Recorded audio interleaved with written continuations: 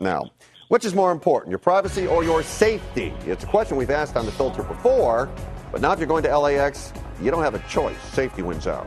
That's because the Department of Homeland Security has announced 24 full body scanners will be installed at LAX, spread across the airport's 9 terminals. You'll have a choice, standard metal detectors of the scanners, but if you get pulled aside for secondary screening, you may well step into a full body scanner, and they leave little to the imagination. It's all in response to the Christmas Day bomber in Detroit, prompting a call for more security at our nation's airports. Full body scanners, invasion of privacy, or necessary evil to keep us safe? And Debra Wilson now joins us as well. Deb, let me ask you, what do you think about full body scanners? First of all, gentlemen, let me apologize for Skyping in late, and let's get straight to it. I personally am for full body scanners. If it'll take less time, it'll be less inconvenient, then I'm all for it. If it'll keep us safe. We also have to look at this not only as a country, but we have to look at security across the world. If it gives us the opportunity to keep us safe and help us expedite our travel and feel safe, like there's a sense of well-being, then I am all for it. Understandably, that full body scans may show more and reveal more than necessary, but it's not something that will come back to haunt you. And at the same time, it is not dangerous to pregnant women and is not dangerous to children. I'm completely and totally for it. In fact, I believe that at times a pat down can be more invasive. I believe that asking you to remove certain things can be a little bit more invasive psychologically, emotionally.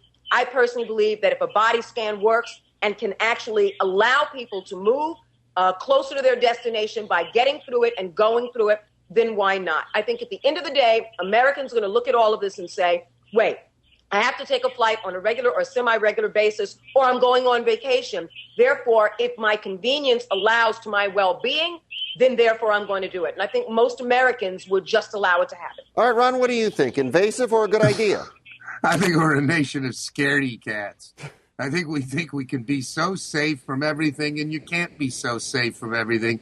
We were flying out of Detroit, and my wife got a full body scan, and I said, hey, can I look and see what it looks like? And they said, no, sir, it's not allowed. I mean, come on. It's these people can't even track a guy when they're tipped off that a known terrorist is getting aboard a plane. He changes 3 planes, and they still don't identify him. The problem is you can't be that safe. You can be reasonable and rational, and I suppose if there's somebody who's really suspected and dangerous, it's fine to have a full body scan. But they're going to put a lot of people through it, and I don't think it makes you any but a fraction of a marginal percentage safer. I think we have a real fetish about safety that's ridiculous. Well, but I don't think you can really have a fetish about safety. I mean, you want to be safe. Let me ask you this, and we're out of time on this one, but Ron, just give me 10 seconds here. As a deterrent, if you think you're going to go through it, don't you think that'll make a difference? Well, you think you're going through the metal detector, you think you're identified. I mean, I don't think it makes a difference. I think the people who know how to do these things will find a way around it. It's like crooks. They always find a way, and politicians, they always find a way around any law you make up. But that doesn't mean we shouldn't try.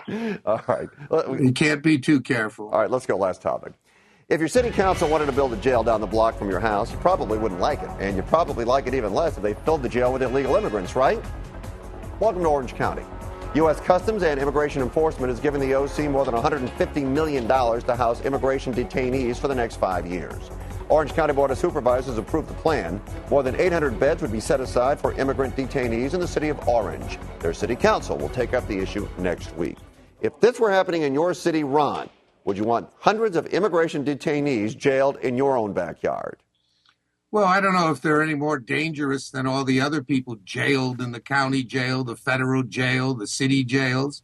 It's just another jail. I presume it won't be in the middle of a neighborhood. It'll be in a public area where there's other facilities. I mean, if it's a jail, we ought to be safe from them because they're locked up. And if these are criminal detainees, I don't know that. They may have just been illegal immigrants who were picked up for one reason or another. So I don't see particularly why this is dangerous. It's up to the people of the city of Orange to decide whether they want it and have another jail and presumably the benefit of that in some way down the road. All right, so $150 million is what they're talking about, Debra. That's what it would generate. But still, would you want that in your city?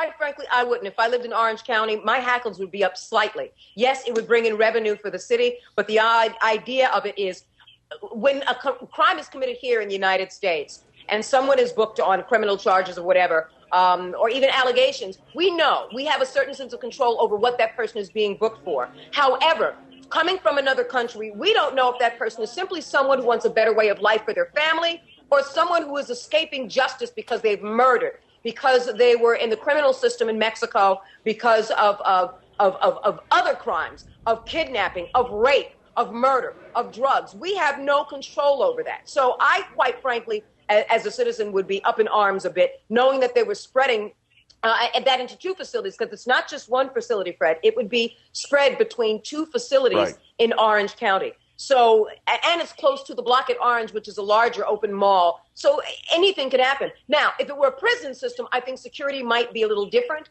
But with a jail system, just the concept and the idea that it is simply a jail has the possibility and a greater potential of escape and of anything that can go wrong and be so close to a population. So my hackles would be up about that.